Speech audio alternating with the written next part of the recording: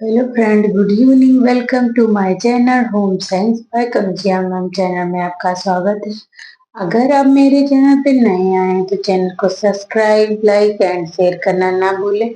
और जो बच्चे हमारे साथ जुड़कर यूपी टीजीटी, पीजीटी, एलटीजीआईसी की तैयारी करना चाहते हैं होम साइंस विषय की, तो हम 1 नवंबर से जो है सेशन लेकर आ रहे हैं। तो जो बच्चे जुड़ना चाहते हैं वो चैनल को सब्सक्राइब कर लें और बेल आइकन को भी प्रेस कर लें। तो हम ये क्वेश्चन पेपर 2021 का हल कर रहे हैं, पीजीटी का होम साइंस। और 1 से क्वेश्चन नंबर 15 तक हम हल कर चुके हैं क्वेश्चन, और इस सेशन में हम 16 से क्वेश्चन को डिस्कशन करेंगे। तो क्वेश्चन नंबर हमारा 16 कह रहा है, रक्त को जमने में कौन सा सहायता करता है। तो रक्त को जमने में कौन सहायता करता है? तो ए कह रहा है एल्ब्यूमिन, बी कह रहा है ग्लोब्यूमिन, सी कह रहा है फाइब्रिनोजन, डी कह रहा है इनमें से कोई नहीं। तो हमारा आंसर जाएगा फाइब्रिनोजन। फाइब्रिनोजन विटामिन के और प्रोथ्रोम्बिन मिलकर संयोग रूप से या संयुक्त रूप से या संयोग रूप से कह सकते हैं कि ये सहायता करते हैं ब्लड क्लॉटिंग, मतलब कि ब्लड को जमाने में।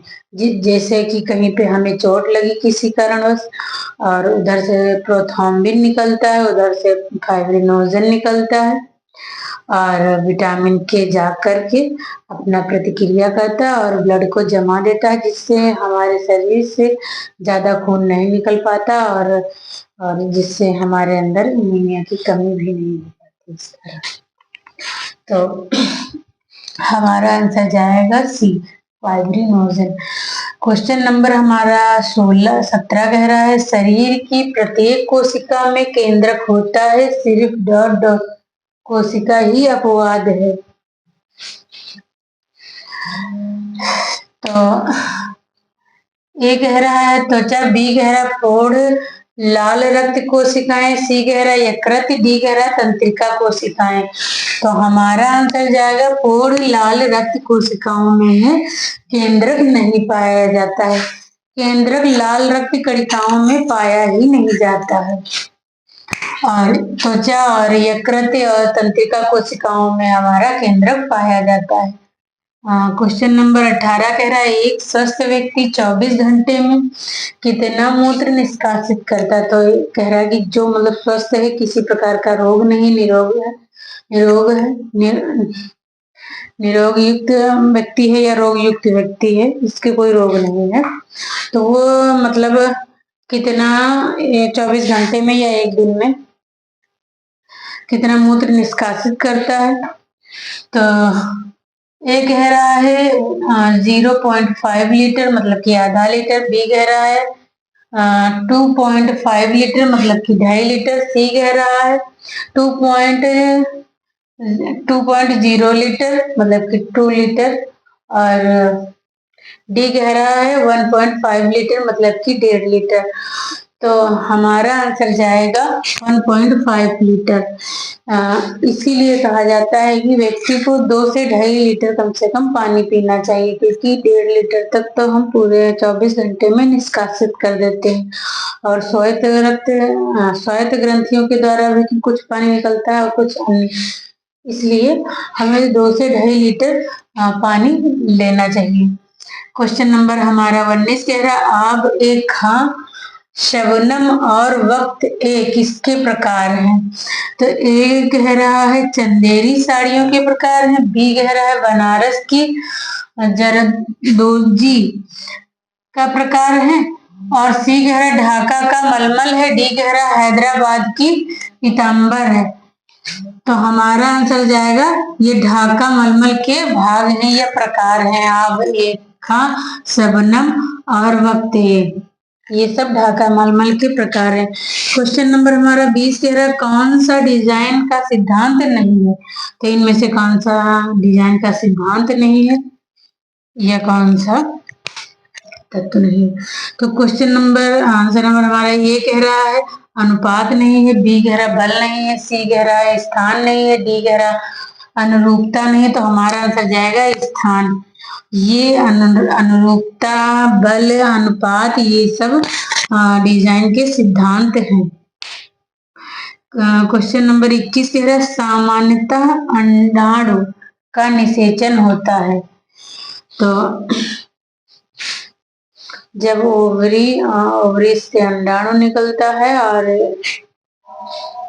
और शुक्राशय से शुक्राणु निकलता है, तो जब इन दोनों का मिलन होता है उस प्रक्रिया को हम निषेचन प्रक्रिया कहते हैं। तो कह रहा है कि ये जब निषेचन जो प्रक्रिया होती है वो किस अंग में होती है। तो ए कह रहा गर्भाशय में होती है, बी कह रहा अंडवाहिनी में होती है, और सी कह रहा अंडाशय में, डी कह रहा रोमिका में। तो हमारा जाएगा आंसर अंडवाहिनी में, अंडवाहिनी नलिका में, जिसको हम इंग्लिश में कहते हैं फेलोपियन ट्यूब। और फेलोपियन ट्यूब में भी कहाँ पर होता है, तो एम्पूली में, जो फेलोपियन ट्यूब का बीच का भाग होता है वहां पर होता है निषेचन की प्रक्रिया। क्वेश्चन नंबर हमारा 22 कह रहा है निम्न में से कौन मोनोसेकेराइड शर्करा है। तो हमारी शर्कराएं कितनी होती, तीन, हम रासायनिक रूप से 3 भागों में डिवाइड किया गया है शर्करा को, है ना। तो एक होती है मोनो मतलब मस्तिष्क, और डाई दूसरी होती है डाई मतलब कि डाइजेशन, और तीसरी होती है पॉली मतलब कि पॉली डाई, पॉली मतलब पैर। तो 3 शर्कराएं मोनो के अंतर्गत आती हैं जिसमें एक अणु पाया जाता है, और डाई में 2 अणु, और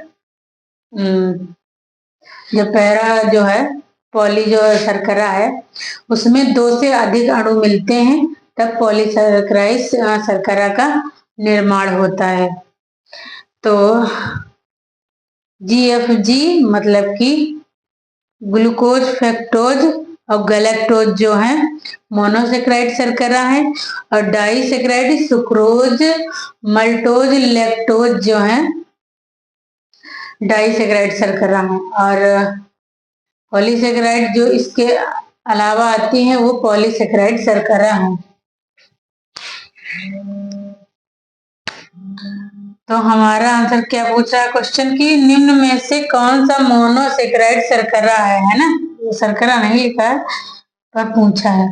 तो ए कह रहा है सुक्रोज, बी कह रहा है मॉड, और सी कह रहा है ग्लूकोज, और सेलुलोज। तो हमारा आंसर जाएगा सी ग्लूकोज। क्वेश्चन नंबर 23 कह रहा है उपभोक्ता संरक्षण अधिनियम कब लागू हुआ। उपभोक्ता संरक्षण अधिनियम कब लागू हुआ। तो ए कह रहा है 1986 में, बी कह रहा है 1987 में, सी कह रहा है 1988 में, डी कह रहा है 1989 में। तो हमारा आंसर जाएगा 1986 में। उपभोक्ता संरक्षण अधिनियम कब लागू हुआ था, है ना। तो हमारा आंसर जाएगा 1986 मतलब उपभोक्ता संरक्षण मतलब 86, सॉरी संरक्षण मतलब 86। तो आप लोग इस तरीके से याद कर सकते हैं। आई होप कि ये क्वेश्चन पेपर आपको समझ में आया होगा। जिसको ना समझ में आया होगा तो जो भी क्वेश्चन ना समझ में आया तो उसका कमेंट करके हमें बता सकते हैं और हम उसका रिप्लाई भी देंगे। जो बच्चे नए आए हैं वो चैनल को सब्सक्राइब, लाइक एंड शेयर करना ना भूलें, और बेल आइकन को भी प्रेस कर ले। और जो बच्चे हमारे साथ जुड़कर यूपीटीजीटी, पीजीटी, एलटीजी ऐसे बिहार स्टेट और बिहार टियर 4 पेपर जो है आने वाला है, तो उसकी तैयारी हमारे साथ जुड़ के कर सकते हैं।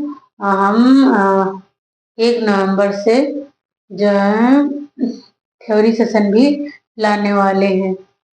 जय हिंद।